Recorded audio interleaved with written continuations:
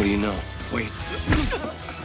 This week on At the Movies, a hit video game comes to the big screen. Mark Wahlberg stars in Max Payne. Who do you think you are? Kennedy? You're a Bush. Act like one. One of the most controversial movies of the year. Josh Brolin is Commander-in-Chief in Oliver Stone's W. Wait. Plus, Robert De Niro and Bruce Willis take you inside Hollywood. What just happened?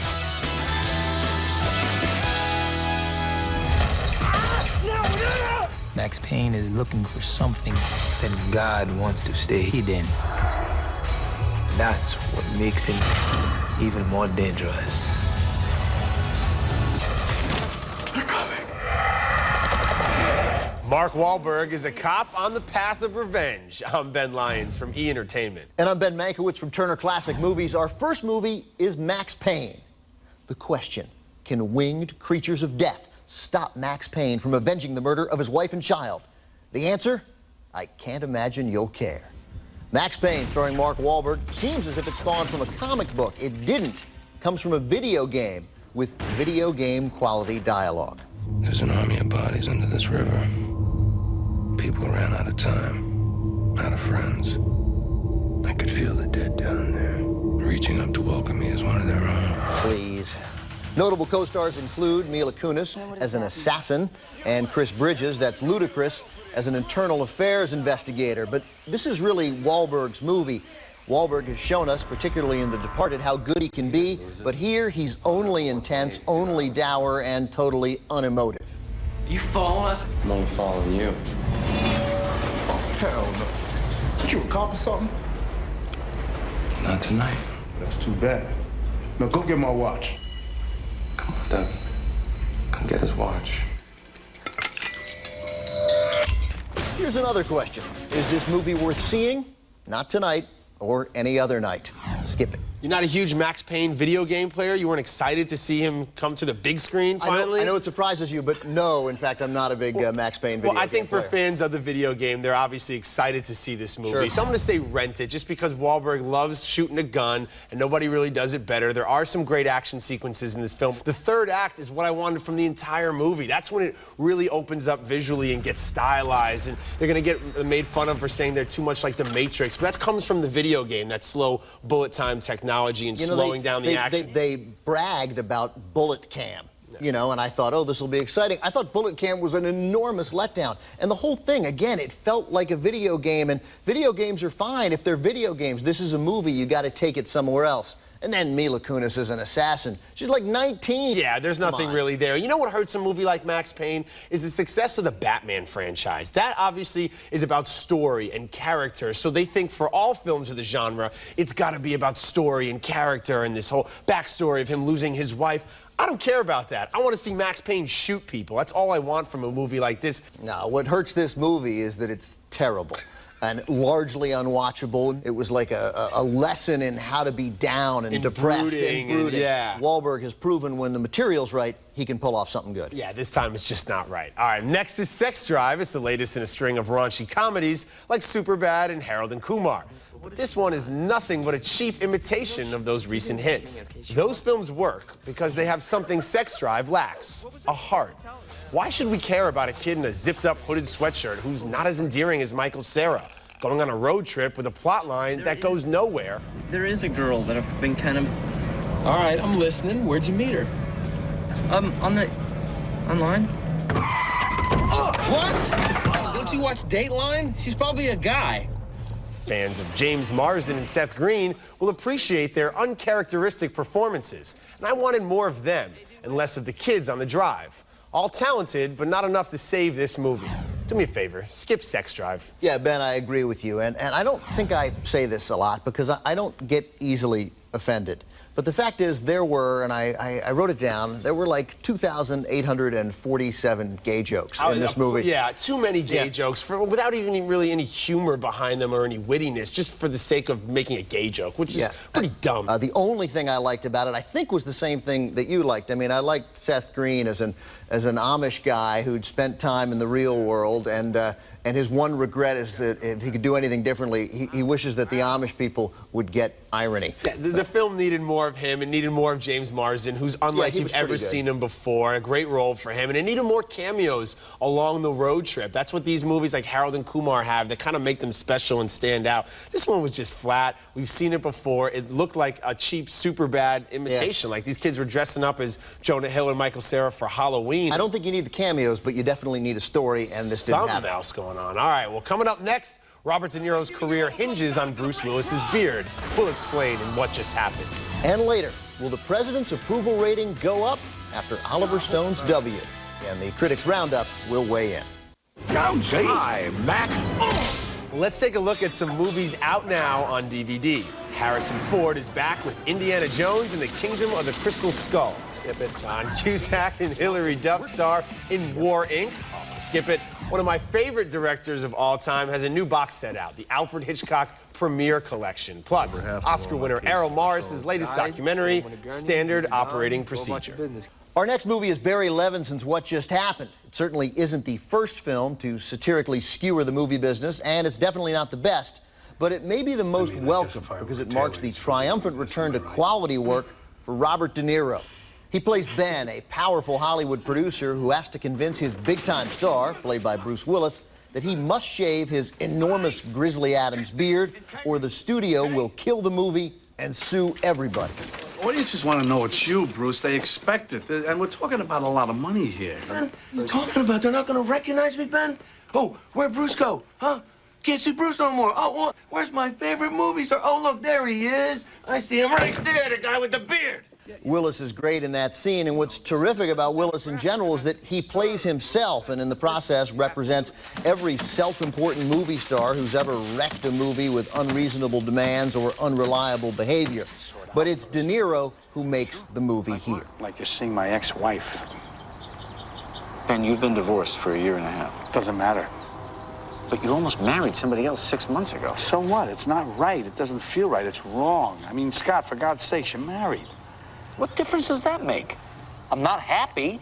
De Niro is sharp, he's angst-ridden, but even through fairly implausible situations, admittedly, he's fully composed. And working with Art Linson's screenplay, he's funny.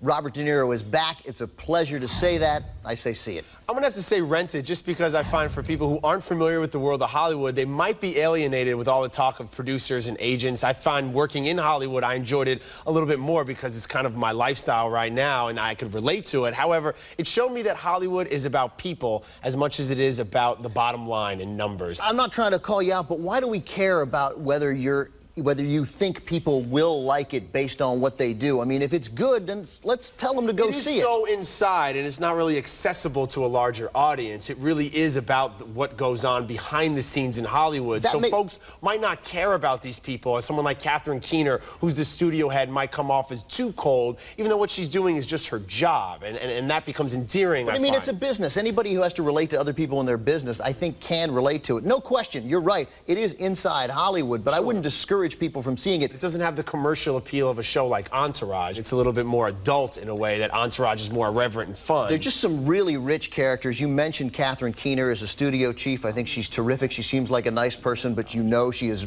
truly, truly ruthless. And I like how you say Bruce Willis playing himself was a highlight for you. Yeah. For me, I like seeing Sean Penn play himself. Ultimately, though, De Niro is in every scene, and he really makes this movie. And after so many disasters, 15 Minutes, City by the Sea, we've talked about Righteous Kill. Showtime. Thankfully, it's Stardust. The list goes on for De Niro. It's great to see that Robert De Niro can still carry a movie. Absolutely.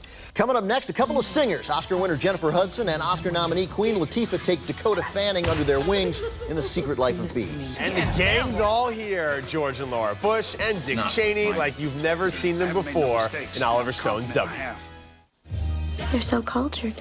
I never met women like them before. It's like he's got his own spot in the world, but the outside don't come in. Keep it down. I'm practicing.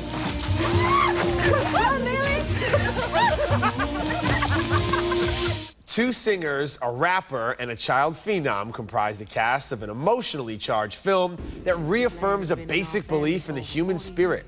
The Secret Life of Bees was a hugely successful novel written by Sue Monk Kidd that after years in development has finally made it to the big screen. The incredibly talented Dakota Fanning stars alongside Oscar winner Jennifer Hudson.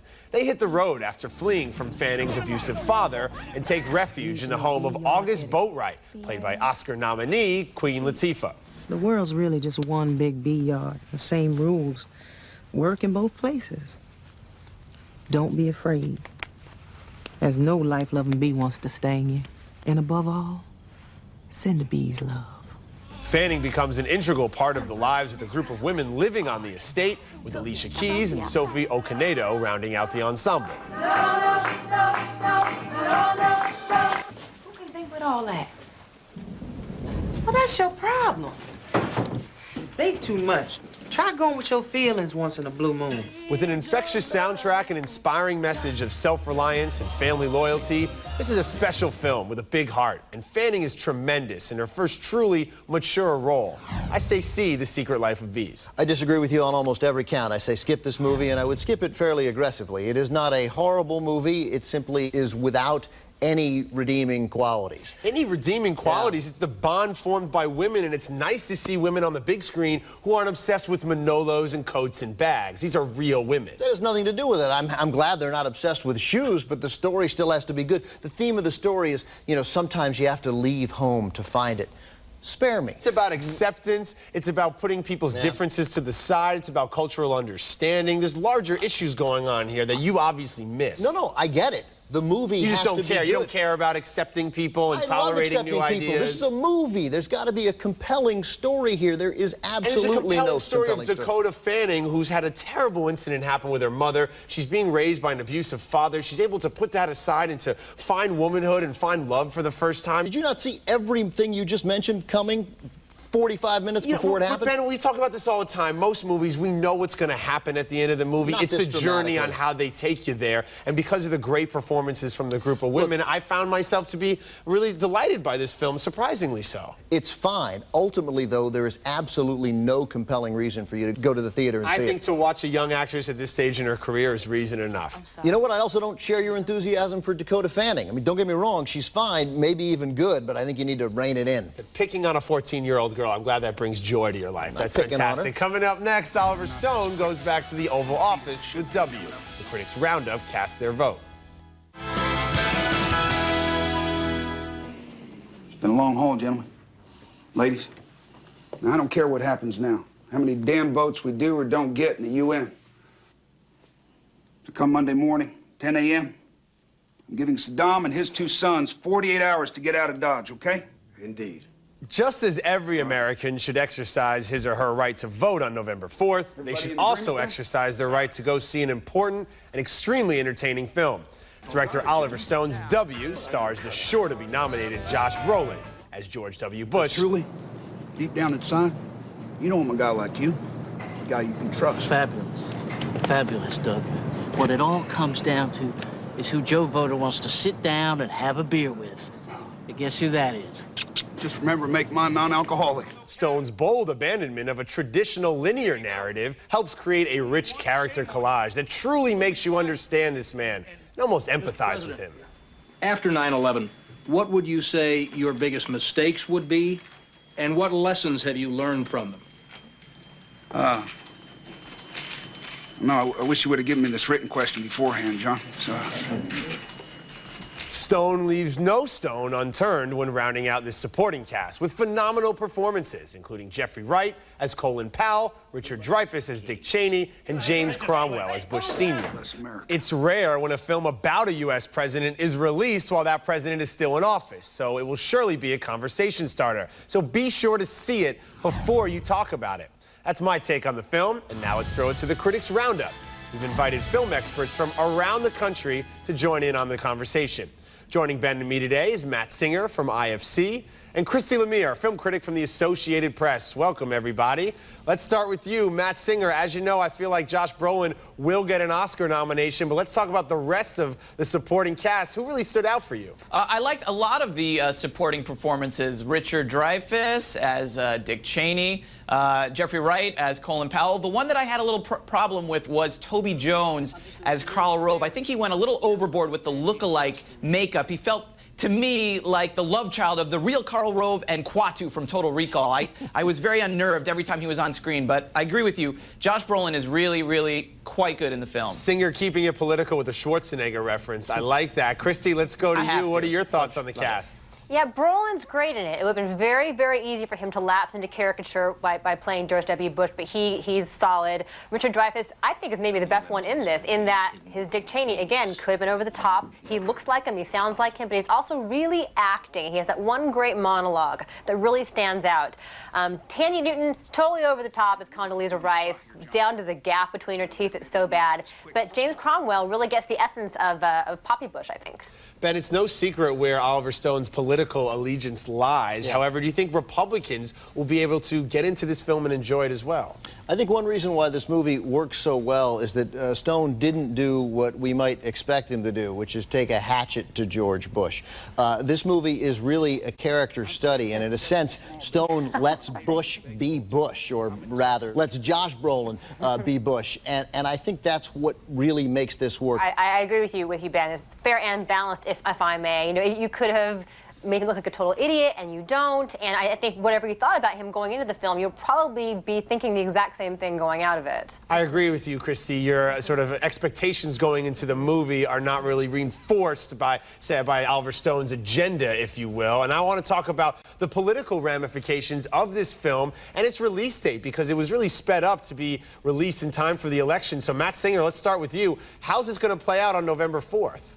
It does strike me as sort of odd because, as you say, it's a sympathetic Bush. It's surprising in that way. You think that because the movie was rushed to get done in time for the election, that there would be this sense of urgency about the message of the movie, and I don't think that's there. I think it is a very sort of conventional rise and fall of an American, person kind of biopic. Well, I disagree with you enormously in that regard, Matt. I mean, I think it is a conventional biopic, but I think it is incredibly relevant because he's a sitting president, and I think what makes it work so much is there is no hatchet job. I think, yes, he's sympathetic, but it suggests that this guy lacked the interest or curiosity to become a great president, and that we have sort of suffered the consequences of that lack of curiosity. But he comes off as a very simple guy, I think, to his core, which is what was surprising and also empathetic toward him. Like, all he wanted to do was watch baseball and drink beer. And there's nothing wrong with that. You know, he wanted to go play fetch with his dog in the yard. There's nothing wrong with that, but I think we now realize in 2008 that while that may be an okay guy to hang out with, that is not a guy we want running the country. Right, no, he's totally in over his head, of course, and we see that from the film, and I feel kind of sorry for him, I think, because of it. Time now for our ballots. Let's hit the voting booth. Matt Singer, see it, skip it, or rent it? Well, I really enjoyed a lot of the performances, but to me, it really did feel sort of like a conventional biopic or a TV movie, so I have to say rent it. Christy, which side of the aisle do you stand? Yeah, it is sort of a standard biopic in a lot of ways, but it surprised me in the empathy it creates and good performances. I had fun. I say see it.